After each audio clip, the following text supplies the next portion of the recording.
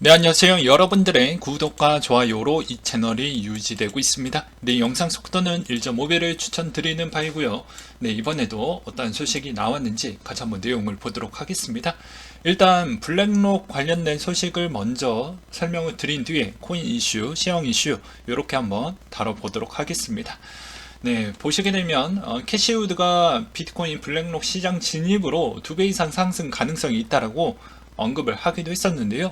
블랙록이 투자 포트폴리오의 2.5%를 비트코인을 할당할 것이고, 이를 수치화하면 비트코인 시장에 약 1조 달러 상당의 수요가 투입이 될 것이라며, 상대적으로 유동성이 부족한 비트코인 시장에 1조 자금이 들어온다고 하면 비트코인 가격은 여전히 높게 올라갈 확률이 매우 높다라고 나와주기도 있습니다.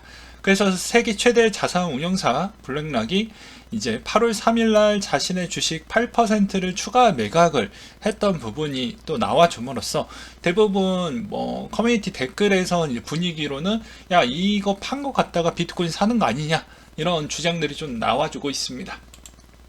최근에 주요 인사들의 주식 매도 현황을 보게 되면 블랙락 CEO가 최근에 좀 팔았고요. 그 다음에 테슬라 CEO도 이번에 최근에 또 매각을 하기도 했습니다. 그런 점을 또 보게 되면 아무래도 비트코인에 일부 자금이 들어간다라는 추정치는 부정할 수는 없겠죠. 네.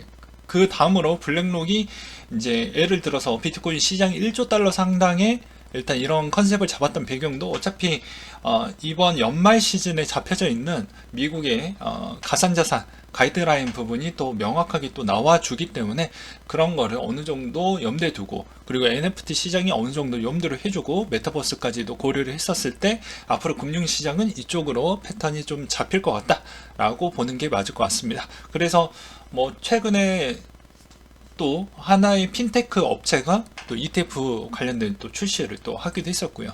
네, 그래서 이 내용이 좀 중요할 것 같아서 앞부분에 일단 배치를 해놨고요. 달러 인덱스 추이는 106.3일을 기록을 했다고 합니다. 주요 기업의 매출 가이던스가 하향 조정이 좀 나와주었다라는 영향성이 좀 있었고, 7월에 미국 소비자 물가 발표를 앞둔 시점이었기 때문에 약간 달러 인덱스 추이가 좀 횡보세를 보여주었다라는 언급이 좀 있었고요. 금 가격 추이는 온스당 1794달러 선으로 마감을 보여주었다고 하는데요. 소비자 물가 상승률에 대한 경계 심리 등의 제한적 움직임을 시현된 가운데 달러와 강세 압력이 좀 영향을 받았다고 합니다. 유가는 배럴당 90.50달러 선으로 마감을 보여주었다고 하는데요. 러시아 동유럽의 석유 공급을 중단했음에도 불구하고 이란과 서방의 복원 가능성에 문이 열렸다 라는 측면으로 또 어느 정도 유가를 또 짓누르는 배경이 또 되었다고 합니다.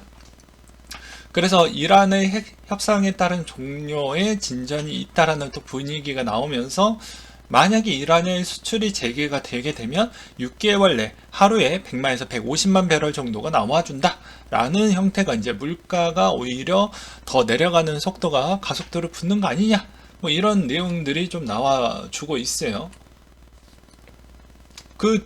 그리고 이제 반대되는 성향을 또 본다라고 하면 우크라이나가 러시아 송유관 쪽을 잠가버렸습니다. 뒤에 가서 설명을 한 번 더 할 건데요.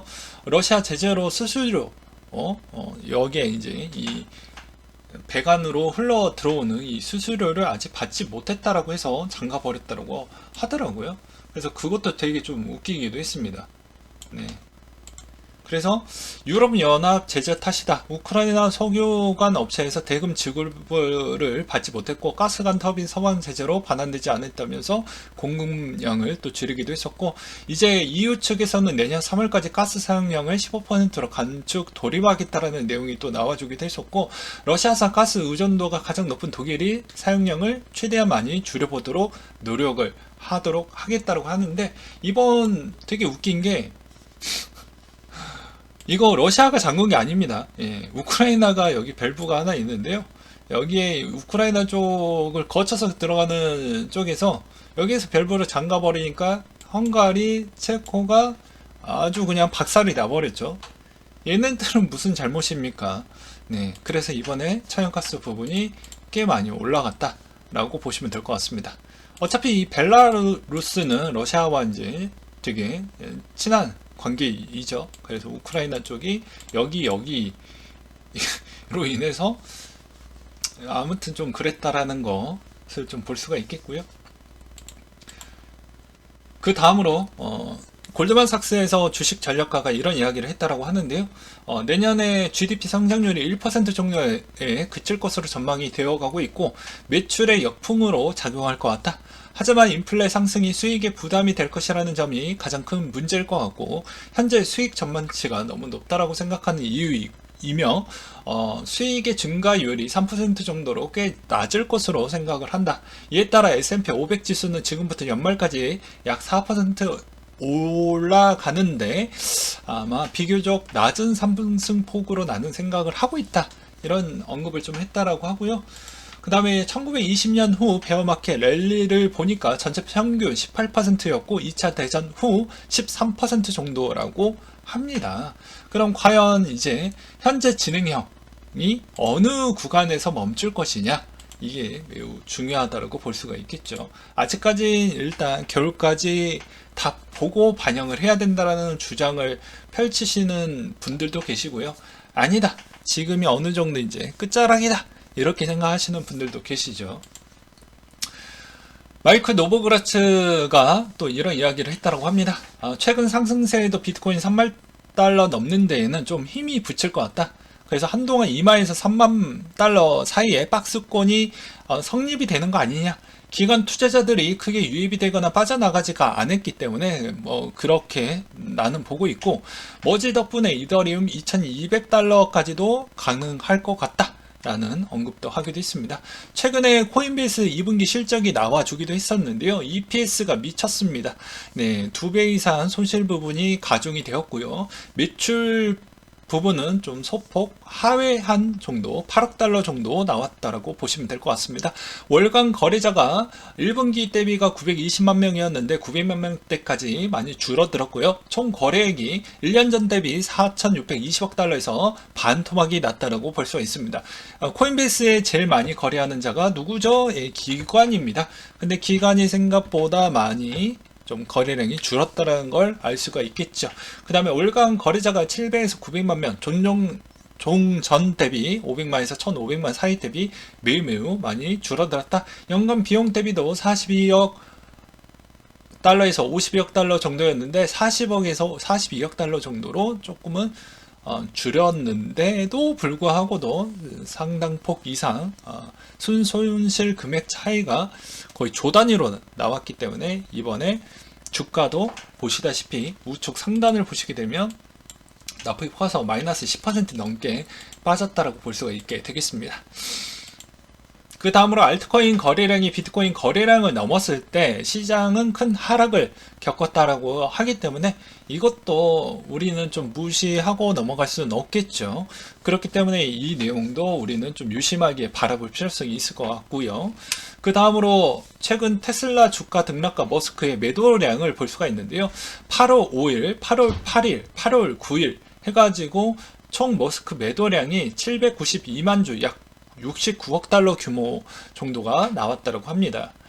그리고 대형 포구에도 새벽 배송에도 차질이 있다라고 하는데, 뭐 개인적인 의견을 좀 드린다고 하면 정말 저런 직업군의 직업의식이 투철하신 분들에게 정말 저는 박수를 쳐주고 싶습니다.